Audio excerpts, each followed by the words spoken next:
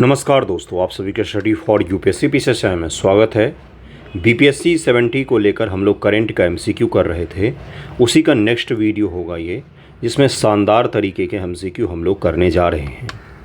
69 BPSC का अगर आपने पेपर देखा होगा, जो कि मैंने आपको बताया था कि बार बार आपको एनालिसिस करना चाहिए, उसमें करीब में 33 सवाल करंट से डायरेक्टली और इनडायरेक्टली पूछे गए थे।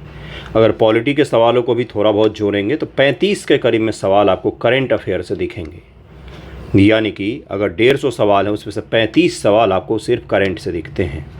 इसलिए करंट अफेयर सबसे ज़्यादा महत्वपूर्ण है अगर आपको कट ऑफ पार करना है तो। करंट, हिस्ट्री, साइंस और ज्योग्राफी, ये 4 ऐसे सब्जेक्ट होते हैं जिसके बदौलत आप आसानी से पीटी को पास कर सकते हैं। कमांड बनाना चाहिए, जो जिसका वेटेज ज़्यादा उसको उतना ही समय देना चाहिए। शुरू करते हैं हम लोग एमसीक्यू। 71 बीपीएससी को लेकर कल से अपना आंसर राइटिंग का ग्रुप शुरू हो रहा है, तो अगर 71 बीपीएससी कोई आप में से तैयारी कर रहा हो तो ज़रूर जुड़ सकता है अगर आपको जुड़ना हो तो। इसका पीडीएफ तो अभी आपको फ्री में मिलता है टेलीग्राम चैनल पर, कुछ दिनों बाद पेड ज़रूर हो जाएगा, क्योंकि वीडियोज़ उतना नहीं देख रहे हैं लोग, तो कहाँ से आपको इन सब पीडीएफ के बनाने में कॉस्ट लगता है, तो इसीलिए अभी तो फ्री में दे रहा हूँ मैं, लेकिन आगे देखिए क्या होता है। इसका पीडीएफ आपको टेलीग्राम पर मैं दे चुका हूँ, आय का भी पीडीएफ आपको मिल जाएगा। ध्यानपूर्वक देखिएगा वीडियो को, रिवाइज भी कर लीजिएगा, कल मैंने रिवीजन वीडियो भी डाला था। 30 नंबर सवाल से हमें करना था कि दिव्यांग व्यक्तियों के संबंध में विनिमय के बारे में निम्नलिखित कथन विचार कीजिए। ये एक्चुअली हमने कर लिया था पिछले वीडियो में, फिर भी इसको रिपीट कर लेते हैं। दिव्यांग व्यक्तियों का अधिकार पर संयुक्त राष्ट्र सम्मेलन 2006 में अपनाया गया था। दिव्यांग व्यक्तियों के लिए अवसरों के समानीकरण पर मानक नियम संयुक्त राष्ट्र के अधिकार क्षेत्र में नहीं है। दिव्यांग व्यक्तियों का अधिकार अधिनियम 2016 में 27 प्रकार की दिव्यांगता को परिभाषित किया गया है। विकलांग शब्द अब यूज नहीं करते हैं, दिव्यांग शब्द ही यूज करना चाहिए, क्योंकि प्रधानमंत्री जी ने ये शब्द दिया था और सही शब्द यही होता है। इसका आंसर हो जाएगा केवल 1 सही था। दिव्यांग व्यक्तियों का अधिकार पर संयुक्त राष्ट्र सम्मेलन 2006 में अपनाया गया था, UNCRPD अंतर्राष्ट्रीय संधि है जो दिव्यांग व्यक्तियों का अधिकार और सम्मान को बढ़ावा देती है। दिव्यांग व्यक्तियों के अवसर के समानीकरण पर मानक नियम 1993 में यूनाइटेड नेशन जनरल असेंबली के द्वारा अपनाया गया था, UNGA। ओके। दिव्यांग व्यक्तियों का अधिकार अधिनियम 2016 21 प्रकार की दिव्यांगता को परिभाषित करता है। अभी वर्तमान में 21 प्रकार की दिव्यांगता को परिभाषित किया था, डिफाइन किया गया है। दिव्यांगता के अलग अलग कैटेगरी के हिसाब से सरकारी जॉब में और शिक्षण संस्थानों में उनको आरक्षण भी दिया जाता है। अगला सवाल है, हाल ही में नौसेना प्रमुख के रूप में किसे नियुक्त किया गया है? तो दिनेश त्रिपाठी जी को नियुक्त किया गया है। एडमिरल दिनेश त्रिपाठी को नियुक्त किया गया है। नई इलेक्ट्रिक वाहन नीति 2024 के बारे में आपसे सवाल पूछा गया है। जरा ये वीडियो को पॉज करके खुद से अटेम्प्ट कीजिए इसे। नीति सीमा शुल्क दर को घटाकर 15% कर देती है। यह नीति जो 5 वर्षों कुल अवधि के लिए 35,000 अमेरिकी डॉलर या उससे अधिक के न्यूनतम CIF मूल्य वाले इलेक्ट्रिक व्हीकल पर लगाया जाएगा। अधिकतम निवेश की कोई सीमा नहीं है, जो इस क्षेत्र पर्याप्त पूंजी निवेश को प्रोत्साहित करता है। आयातित इलेक्ट्रिक व्हीकल की संख्या पर कोई सीमा नहीं है। उपयुक्त में से कौन से कथन सही हैं, ये पूछा गया। इलेक्ट्रिक व्हीकल को लेकर भारत सरकार ने 2024 में नीति का निर्माण किया, पॉलिसी बनाया, इलेक्ट्रिक व्हीकल पॉलिसी। उसके बारे में 3 स्टेटमेंट देकर आपसे सवाल पूछा है, जरा मुझे इसका उत्तर बताइए। 32 का आंसर हो जाएगा बी। पहला और दूसरा यहाँ पर सही है। कौन से सही है? पहला दूसरा सही है। आयातित व्हीकल की संख्या 8,000 तक सीमित की गई है। ऐसा नहीं होना चाहिए कि भारत में इलेक्ट्रिक व्हीकल सारे आयात करके भर दिए जाएं और भारत का जो अपना लोकल इंडस्ट्री है इलेक्ट्रिक व्हीकल का, वो ख़त्म हो जाए, जैसा भी रूस में देखने को हमें मिला है। रूस में संपूर्ण रूप से इलेक्ट्रिक व्हीकल और कार के निर्माण में जो रूस का भी लीडर हुआ करता था, अभी चीन वहाँ पर प्रवेश कर गया और उसने लगभग में पूरा हथिया लिया। क्यों? क्योंकि रूस पर तरह तरह के प्रतिबंध लगे हुए थे। इसके कारण से रूस का जो बाजार है अभी वो निर्भर हो गया चीन पर। ओके। अगला सवाल देखिए क्या है। अगला सवाल, विनियामक परिवर्तनों के बावजूद 2024 में इलेक्ट्रिक व्हीकल की बिक्री में 45% से अधिक की वृद्धि हुई है। भारतीय वाहन निर्माता अब तक वाहनों के विद्युतीकरण में पर्याप्त निवेश नहीं कर रहे हैं। कौन सा कथन सही हो जाएगा? केवल पहला सही है। भारतीय वाहन निर्माता सरकार की सब्सिडी को चरणबद्ध तरीके से समाप्त करने की योजना से प्रोत्साहित होकर विद्युतीकरण में पर्याप्त रूप से निवेश कर रहे हैं और भारत में इलेक्ट्रिफिकेशन बढ़ रहा है। वाहनों का भी और रेल का भी भारत सरकार ने इलेक्ट्रिफिकेशन 100% पूरा किया था कुछ दिन पहले ही। यानी कि भारत में इलेक्ट्रिक व्हीकल को जो हमारी नीति है उसका तीसरा हिस्सा भी अब शुरू हो जाएगा। फेम इंडिया 1 मैंने आपको पढ़ाया था। फेम इंडिया 2 भी आया है और फेम इंडिया 3 भी लॉन्च कर रही है भारत सरकार बहुत जल्द ही। मैंने आपको समझाया था कि फेम इंडिया 3 लाने जा रही है। आप मुझे ये बताएंगे कि फेम इंडिया 1 और 2 शुरू कब किया गया था, बस इतना मुझे बता दीजिएगा। हाल ही में फिलीपींस ने ब्रह्मोस सुपरसोनिक क्रूज मिसाइल के तट आधारित एंटी शिप संस्करण की आपूर्ति के लिए ब्रह्मोस एरोस्पेस प्राइवेट लिमिटेड के साथ समझौता पर हस्ताक्षर किया है। निम्नलिखित कथनों विचार कीजिए। यह मिसाइल के लिए दूसरा निर्यात आदेश है। यह 2 चरणों वाली मिसाइल है। ब्रह्मोस तैनात की जाने वाली सबसे तेज बैलिस्टिक मिसाइलों में से एक है। कौन सा कथन गलत है, ये आपसे पूछा गया है। इसका आंसर हो जाएगा पहला और तीसरा, यहाँ पर गलत दिया हुआ। क्यों है पहला तीसरा गलत, जरा ध्यान से देखिए। यह मिसाइल के लिए पहला निर्यात आदेश है जो भारत और रूस का संयुक्त उत्पाद है। ब्रह्मोस भारत के रक्षा अनुसंधान विकास संगठन DRDO और रूस के NPOM के बीच में एक संयुक्त उद्यम है। यह 2 चरण वाली, पहले चरण में ठोस प्रणोदक, दूसरे में तरल रैमजेट मिसाइल है। ब्रह्मोस 2.8 की गति के साथ तैनात सबसे तेज क्रूज मिसाइल है, न कि बैलिस्टिक मिसाइल है। ये क्रूज मिसाइल है, यह क्रूज मिसाइल है, यह क्रूज मिसाइल है। इसीलिए ये तीसरा स्टेटमेंट गलत था और पहला गलत था। दूसरा नहीं, पहली बार भारत सरकार ने किसी मिसाइल को बाहर बेचने के लिए अनुमति दी है, इसीलिए पहला और तीसरा गलत हो जाएगा। दूसरा बिल्कुल सही था, 2 चरणों वाली इसमें रॉकेट इंजन लगे हुए हैं। मिसाइल प्रौद्योगिकी नियंत्रण संस्थान MTCR के बारे में मैंने आपको समझाया था, जरा इसके बारे में बताइए। इस तरह के सबसे कठिनतम सवाल अगर पूछे जाएंगे ना तो वो यहीं से होंगे। यह मिसाइल और मानव रहित हवाई वाहन प्रौद्योगिकी के प्रसार को रोकने के लिए 35 देशों के बीच एक औपचारिक और स्वैच्छिक साझेदारी है। इसकी स्थापना 1987 में G7 देशों द्वारा किया गया। MTCR इसको कहा जाता है, missile technology control regime. MTCR करके ऐसे ही होता है, मिसाइल टेक्नोलॉजी कंट्रोल रिजीम। देखिए यहाँ पर लिखा हुआ है। यह ऐसी मिसाइल और UAV प्रणाली की आपूर्ति को नियंत्रित करता है जो MTCR द्वारा गैर सदस्यों को निर्यातित की जाती है। निर्यातित होगा, यहाँ पर एक्सपोर्ट होगा, है ना।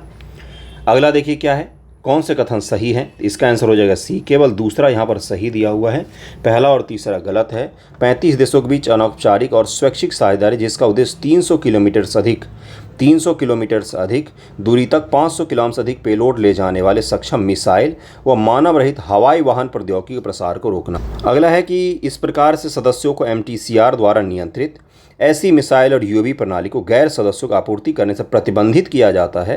निर्णय सभी सदस्यों की सहमति से लिए जाते हैं। जो इसके सदस्य नहीं हैं उनके बीच में अगर आप मिसाइल टेक्नोलॉजी को ट्रांसफ़र करते हो तो आपको रोका जाता है। अगर आप MTCR के सदस्य नहीं हैं तो आप बेच नहीं सकते हैं किसी दूसरे सदस्यों को। MTCR को मिसाइल और जो घातक हथियार होते हैं वो सभी देशों में न फैल जाएं, इसके लेकर इसको बनाया गया था। MTCR को G7 देशों के द्वारा 1987 में इसको बनाया गया था।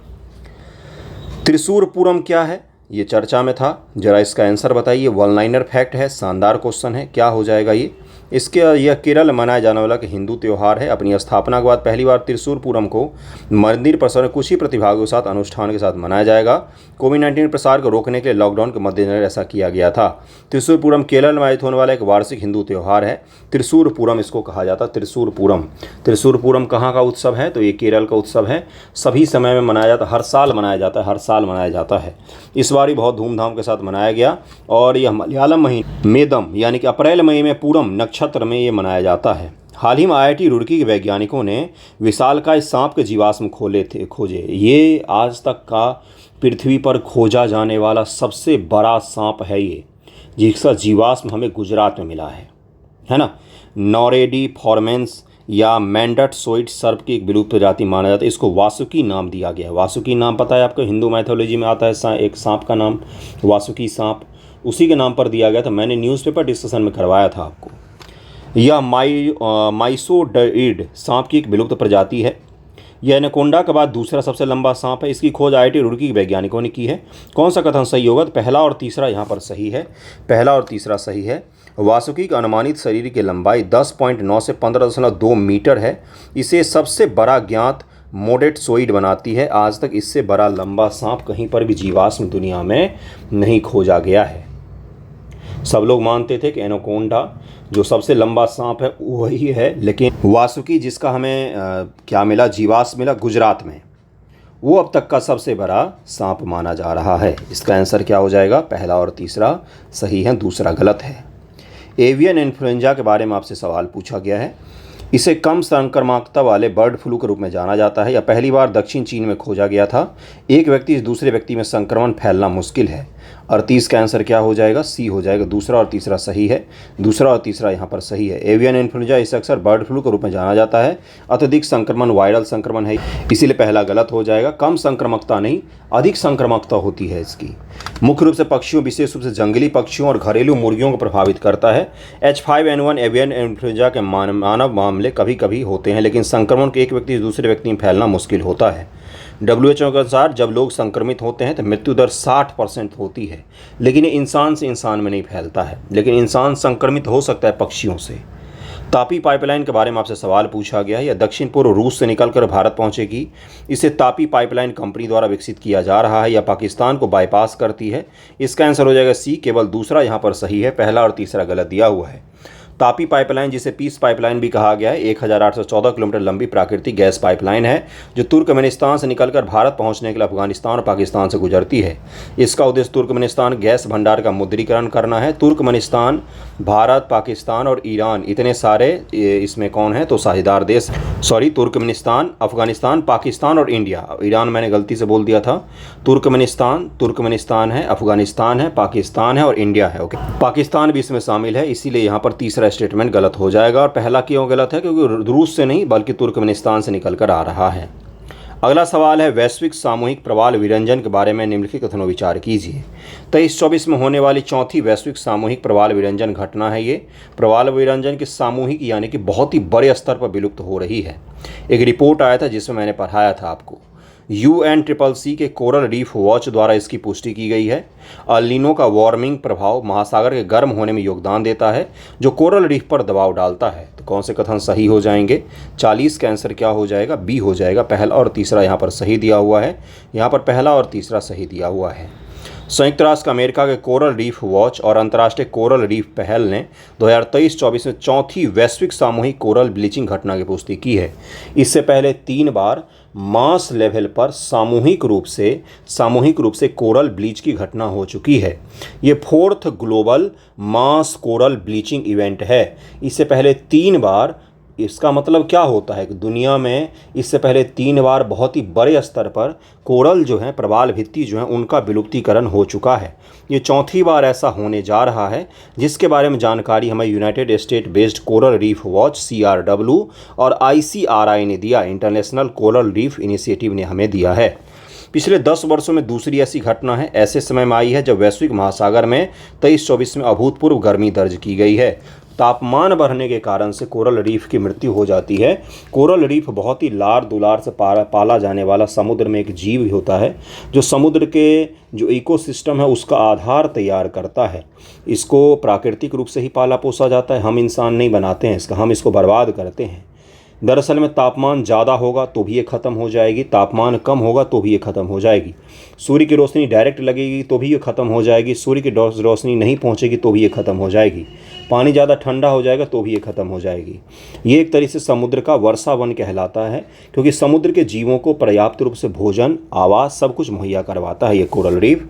दुनिया में ग्रेट बैरियर रीफ जो ऑस्ट्रेलिया के उत्तर पूर्व में है, वो कोरल रीफ का सबसे बड़ा उदाहरण है।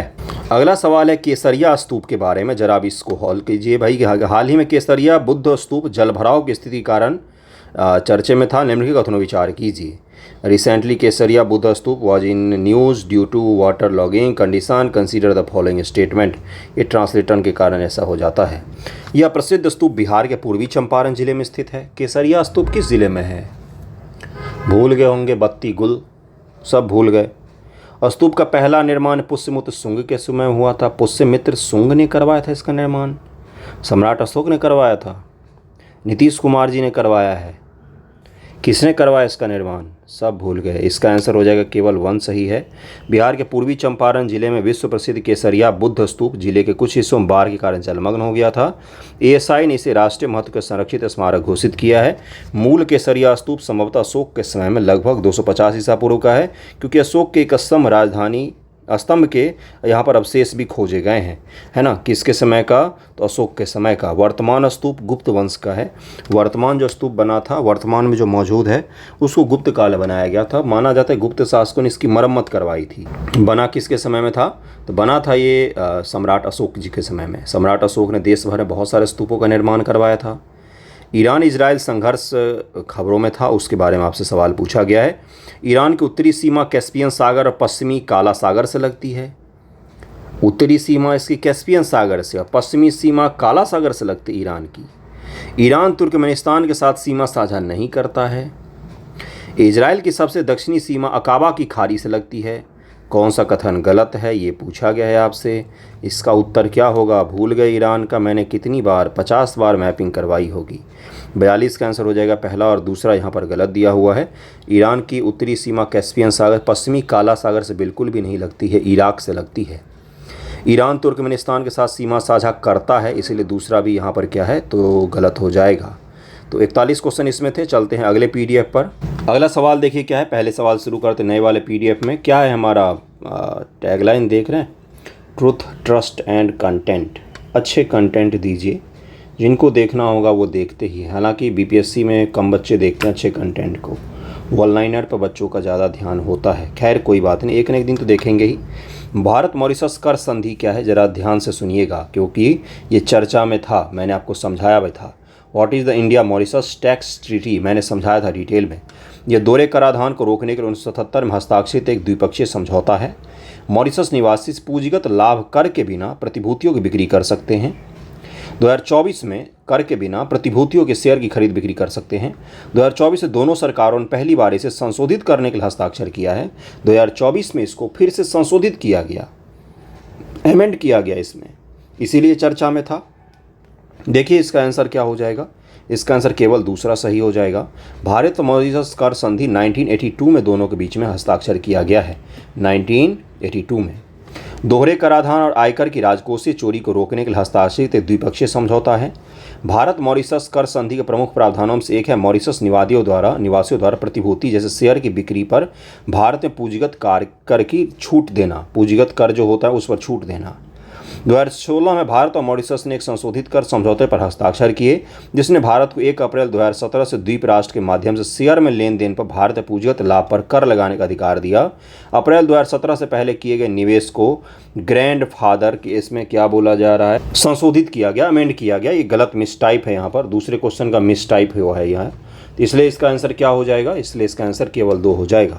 ध्यान रखिएगा 1982 में हस्ताक्षर किया गया था। और आपने अगर पढ़ा होगा भारत में FDI फॉरेन डायरेक्ट इन्वेस्टमेंट या भारत में जो निवेश आते हैं वो 2 देशों से प्रमुख रूप से आते हैं। एक है सिंगापुर और दूसरा कौन सा है बंधुओं? तो दूसरा है मॉरिशस। मॉरिशस के साथ हमारे बहुत ही अच्छे रिलेशन हैं। वहाँ पर भोजपुरी भाषा ही चलती है। भारत के मूल के लोग ही, देखिए आपको भारतीय लग रहे होंगे, भारत के मूल के लोग, खासतौर से बिहार मूल के लोग जो हैं वही वहाँ पर शासक होते आए हैं। भोजपुरी वहाँ के प्रमुख भाषाओं से एक है। भोजपुरी मूवी और गाने वहाँ पर भी बहुत प्रसिद्ध होते हैं। इसको ध्यान में रखिएगा, कर ट्रीटी को ध्यान में रखिएगा, ये बहुत इंपॉर्टेंट था आपके लिए। काटसा के बारे में ज़रा एक सवाल है। ये एक अमेरिकी कानून है जो 2017 में लागू हुआ। यह केवल रूस और उत्तर कोरिया के खिलाफ है। तो दूसरे का आंसर क्या हो जाएगा? ए हो जाएगा, केवल पहला सही है। रूस, उत्तर कोरिया और ईरान तीनों के खिलाफ काटसा लगाया गया है। तीनों के खिलाफ काटसा लगाया जाता है। काटसा का तात्पर्य ही यही था कि भाई जो देश अमेरिका के शत्रु हैं उनसे अगर कोई देश हथियार वगैरह खरीद रहा है तो जो खरीदने वाले देश पर क्या कर दिया जाता है? तो सैंक्शन लगा दिया जाता है। 2017 में अमेरिका में लागू हुआ। इसका उद्देश्य आर्थिक प्रतिबंधों का उपयोग करके रूस, उत्तर कोरिया और ईरान के साथ गहरे जुड़ाव रखने वाले देशों को दंडित करना है। सोचिए जरा किस तरह की तानाशाही है ये अमेरिका की। अगर आप रूस, उत्तर कोरिया और ईरान के साथ संबंध रखेंगे आपको दंड दिया जाएगा। भारत ने जब S-400 खरीदा था तो ऐसा चल रहा था कि भारत पर काटसा लगाया जा सकता है, लेकिन इतनी उनकी हैसियत नहीं हुई। आगे बढ़ते हैं। असम के भीतर एक स्वायत्त राज्य की मांग असम के समाज में कुछ वर्गों द्वारा उठाई गई है। देखिए इस पर विचार कीजिए। संविधान के अनुच्छेद 244A के प्रावधानों के तहत यह मांग की गई है। अलग पहाड़ी राज्य की मांग 1970 के दशक के आसपास उठी थी। तीसरे का आंसर क्या हो जाएगा? बी हो जाए, केवल दूसरा सही है। 1950 के दशक में अविभाजित असम के आदिवासी आबादी को कुछ वर्गों के आसपास एक अलग पहाड़ी राज्य की मांग उठी थी। लंबे समय तक चले आंदोलन के बाद 1972 में मेघालय राज्य को दर्जा दिया गया था। कार्बी एंगलोंग और उत्तरी कछार पहाड़ी के नेता भी इस आंदोलन का हिस्सा थे। उन्हें असम में रहने या मेघालय में शामिल होने का विकल्प दिया गया था। वे यहीं रहे क्योंकि केंद्र उन्हें 244A सहित अधिक शक्तियों का वादा किया और 244A असम के भीतर कुछ आदिवासी क्षेत्रों में एक स्वायत्त राज्य के निर्माण की अनुमति देता है। तो ऑलरेडी असम के तहत में, असम राज्य के तहत 244A का उपयोग करते हुए स्वायत्त स्टेट के तौर पर मौजूद है, उसको अलग नहीं किया गया है, उसको अलग नहीं, उनको कई सारे ऐसे अलग अलग चीज़ों पर कानून बनाने की छूट भी दी जाती है, उनको ट्राइबल इलाकों में अपने शासन चलाने की भी छूट दी जाती है। तो ये सब चीज़ें हैं, आपको पता होना चाहिए। असम नॉर्थ ईस्ट का वो राज्य है जिसकी सीमा नॉर्थ ईस्ट के सभी राज्यों से लगती है और धीरे धीरे करके असम से ही बारी बारी से अलग होकर नए नए राज्यों का निर्माण हुआ था। असम का भी निर्माण, जैसे उत्तर अरुणाचल प्रदेश जो है, उसका भी निर्माण आज़ादी के बहुत वर्षों बाद हुआ है। मैं आपको ये ज़रूर बोलूँगा कि पॉलिटी में आप राज्यों के निर्माण में ईयर वाइज हिसाब से लगा कर रख लीजिएगा कि ये भी देखिएगा कि नॉर्थ ईस्ट के किस राज्य को कब पूर्ण राज्य का दर्जा दिया गया। पहले वो सेंटर के तहत आते थे, बाद में धीरे धीरे करके उनको पूर्ण राज्य का दर्जा मिला है। भारतीय संविधान की 6ठी अनुसूची के बारे में आपसे सवाल पूछा गया है। ये दोनों टॉपिक को रिलेटेड हैं, इसलिए 6th शेड्यूल भी यहाँ पर आ गया। 6th शेड्यूल के तहत ही स्वायत्तता दी जाती है। बंधुओं, निम्नलिखित कथनों विचार कीजिए। यह पूर्वोत्तर राज्यों में आदिवासी आबादी अधिकारों की रक्षा से संबंधित है। संविधान के अनुच्छेद 244(2) और अनुच्छेद 275 में आदिवासी क्षेत्रों के लिए विशेष प्रावधान का उल्लेख किया गया है। 275(1) है ना, और 244(2) में 5वीं अनुसूची 6ठी अनुसूची क्षेत्रों को छोड़कर किसी भी राज्य में जनजातियों का प्रशासन करती है। 5वीं अनुसूची जो है वो 6ठी अनुसूची को छोड़कर बाकी के जो राज्य हैं उसमें जनजातीय आबादी का प्रशासन के लिए बनाया गया था। ये 3 स्टेटमेंट आपसे पूछा गया है आदिवासी जुड़े हुए जो 2 शेड्यूल हैं, 5th शेड्यूल और 6th शेड्यूल, उसके बारे में। इसका आंसर क्या हो जाएगा? दूसरा और तीसरा यहाँ पर सही दिया हुआ है, पहला यहाँ पर गलत दिया हुआ था। संविधान की 6ठी अनुसूची असम, मेघालय, त्रिपुरा और मिजोरम में जनजातीय क्षेत्रों प्रशासन के लिए इन राज्यों में जनजातीय आबादी के अधिकार की रक्षा करने का प्रावधान करती है। पूर्वोत्तर में नहीं बल्कि 6ठी अनुसूची में स्पष्ट रूप से लिखा है ATMM, असम, त्रिपुरा, मेघालय, मिजोरम। पूरे पूर्वोत्तर की बात नहीं करते हम, ये मुख्य रूप से ये 4 राज्यों की बात करते हैं जिसके लिए 6ठी अनुसूची मूल रूप से बनाया गया था। बाकी जो जनजातीय इलाके हैं वो 5th शेड्यूल के तहत में उन पर प्रशासन किया जाता है, इसीलिए दूसरा और तीसरा यहाँ पर सही है। बारीकी से पढ़िएगा। UPSC PT का कोई भी एक साल का ऐसा पेपर नहीं होता है जिसमें 5th शेड्यूल और 6th शेड्यूल से एक आध सवाल न टकराते हों। आप ज़रा ध्यान से देखेंगे तो कई बार तो यही पूछ लिया गया है 5th शेड्यूल और 6th शेड्यूल है क्या।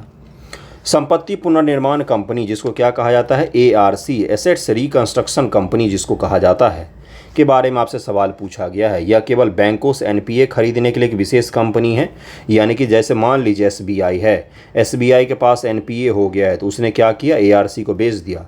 अब एसेट्स रिकंस्ट्रक्शन करेगा, ये क्या करेगा? उस संपत्ति को बेच खरीद कर पैसा निकलवाने की कोशिश करेगा।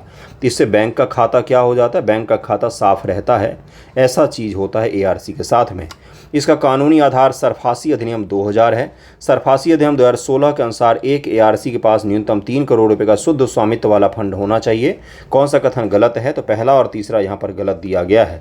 ARC एक विशेष वित्तीय संस्थान है जो बैंक और वित्तीय संस्थानों से गैर निष्पादित परिसंपत्ति खरीदता है ताकि वो अपने बैलेंस शीट को साफ कर सके। यहाँ पर ये गलत है, फिर क्यों हो गया पहला? तो यहाँ पर लिखा है केवल बैंकों से, केवल बैंकों से नहीं बल्कि जो नॉन बैंकिंग फाइनेंशियल इंस्टीट्यूशंस भी हैं उनका भी अगर बन गया है, कोई भी वित्तीय संस्थान है अगर उसका क्या बन गया है तो उसका NPA बन गया है तो NPA अपना एसेट्स रिकंस्ट्रक्शन कंपनी को बेच सकती है और एसेट्स रिकंस्ट्रक्शन कंपनी पैसे की उगाही कर लेगी।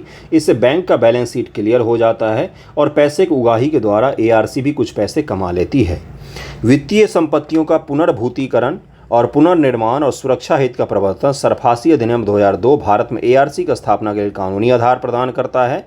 और अगला क्या है, देखिए यहाँ पर कि 2016 में सरफासी अधिनियम में किए गए संशोधन के अनुसार ARC के पास न्यूनतम 2 करोड़ रुपए का शुद्ध स्वामित्व वाला फंड होना चाहिए। यहाँ पर स्टेटमेंट में 3 करोड़ दिया हुआ था, कठिनतम सवाल था। अगले सवाल पर चलते हैं। IT नियम 2021 में संशोधन के बारे में निम्नलिखित कथनों विचार कीजिए।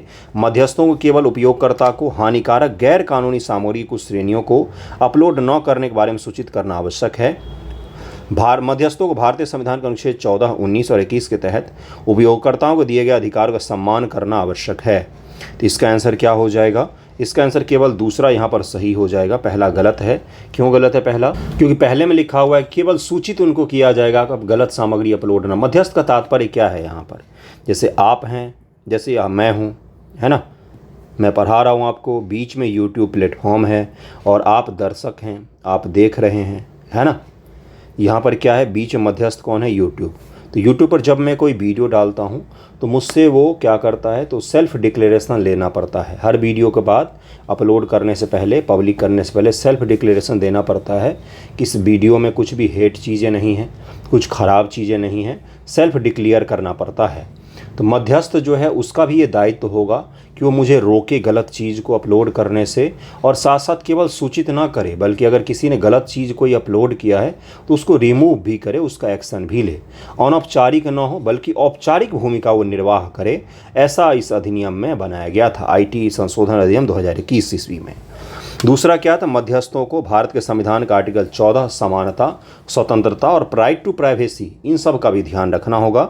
इसलिए दूसरा स्टेटमेंट यहाँ पर बिल्कुल सही दिया हुआ है। IT अधिनियम में 2021 में संशोधन किया है भारत सरकार ने। अगला सवाल है, विशेष 301 रिपोर्ट क्या है। तो ये था, यह बौद्धिक संपदा अधिकार संरक्षण प्रवर्तन संबंधित है। विशेष स्पेशल 301 रिपोर्ट इसको कहा जाता है। विशेष 301 रिपोर्ट IPR के लिए अमेरिकी प्राथमिक निगरानी सूची है। USTR के वार्षिक विशेष 301 रिपोर्ट के अनुसार बौद्धिक संपदा IP अधिकार संरक्षण प्रवर्तन कमी के कारण भारत संयुक्त राष्ट्र व्यापार प्रतिनिधि के प्राथमिकता निगरानी सूची में बना हुआ है। यानी कि भारत में जो किस चीज़ का, तो भारत में IPR का, इंटेलेक्चुअल प्रॉपर्टी राइट का सम्मान नहीं किया जाता है। इसीलिए यूनाइटेड स्टेट ने भी, और जो अलग अलग फोरम हैं जहां पर IP से जुड़े हुए देशों पर निगरानी सूची में रखा जाता है, उन देशों में भारत का भी नाम है। भारत में इंटेलेक्चुअल प्रॉपर्टी राइट्स का ज़्यादा ध्यान नहीं रखा जाता है। किसी का कंटेंट कोई भी आकर अपलोड कर देता है, पैसे कमा लेता है, ये चीज़ यहाँ पर कहा जा रहा है। आज का आखिरी सवाल हम लोग करेंगे, कॉलेजियम प्रणाली के बारे में भी कथनों विचार कीजिए। संसद के एक अधिनियम द्वारा विकसित न्यायाधीशों की नियुक्ति और हस्तांतरण की एक प्रणाली है। 69 BPSC का क्वेश्चन याद आया आपको? नहीं याद आया होगा तो गलत चीज़ है। कॉलेजियम प्रणाली से सवाल 69 BPSC PT में पूछा गया था। वर्तमान कॉलेजियम प्रणाली तीसरे न्यायाधीश के मामले 1993 के दौरान विकसित हुए। CJI की अध्यक्षता में सुप्रीम कोर्ट कॉलेजियम बनाती है, यानी कि इंग्लिश से हिंदी देखिए, supreme court collegium headed by CJI। इसका हिंदी ट्रांसलेशन सत्यानाश किया इसने। 8 का आंसर क्या हो जाएगा? 8 का आंसर हो जाएगा D। केवल 3 सही है यहाँ पर, क्योंकि किसी अधिनियम के द्वारा नहीं बनाया गया था इसको। यह न्यायाधीशों की नियुक्ति और हस्तांतरण की प्रणाली है, सुप्रीम कोर्ट के निर्णय के माध्यम से विकसित हुई है, न कि अधिनियम के द्वारा। कोई अधिनियम नहीं है। भारत के न्यायपालिका में न्यायाधीशों की नियुक्त करने को लेकर कोई एक्ट नहीं बना है अभी तक। क्या आपको ये मजाक नहीं लग रहा है, जोक नहीं लग रहा है? क्या न्यायपालिका वाकई एक एक्ट नहीं झेल सकती है? खुद ही निर्माण करवा ले भाई, बोल के कि कैसे क्या होना चाहिए। प्रणाली का विकास पहले न्यायाधीशों के मामले 1981 घोषणा की। न्यायिक नियुक्ति और हस्तांतरण पर CJI भारत के मुख्य न्यायाधीश की सिफारिश की प्राथमिकता को ठोस कारणों से अस्वीकार किया जा सकता है। दूसरे जजेज केस 1993 में कहा गया कि यह CJI की व्यक्तिगत राय नहीं है, बल्कि सुप्रीम कोर्ट के 2 वरिष्ठतम जजों के परामर्श से बनाई गई संस्थागत राय है। सुप्रीम कोर्ट के 2 वरिष्ठतम जज और CJI मिलकर कॉलेजियम प्रणाली का निर्माण करते हैं।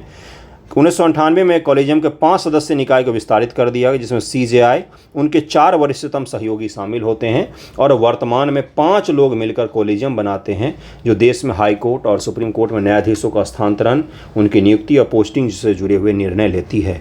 तो ये 5 लोग मिलकर निर्णय लेते हैं। इसको लेकर कोई एक्ट नहीं है और कोई कानून भी नहीं मौजूद है वर्तमान में। कितने लोग होते हैं वो भी बता दिया, और इसको हेड कौन करते हैं? चीफ जस्टिस ऑफ इंडिया इसको हेड करते हैं। सारा कुछ आपको बताया है। थैंक यू सो मच आप सभी का वीडियो देखने के लिए। कोई सुधार की आवश्यकता हो तो भी आप बता सकते हैं कि वीडियो में कुछ सुधार की आवश्यकता है, ठीक है। बाकी थैंक यू सो मच।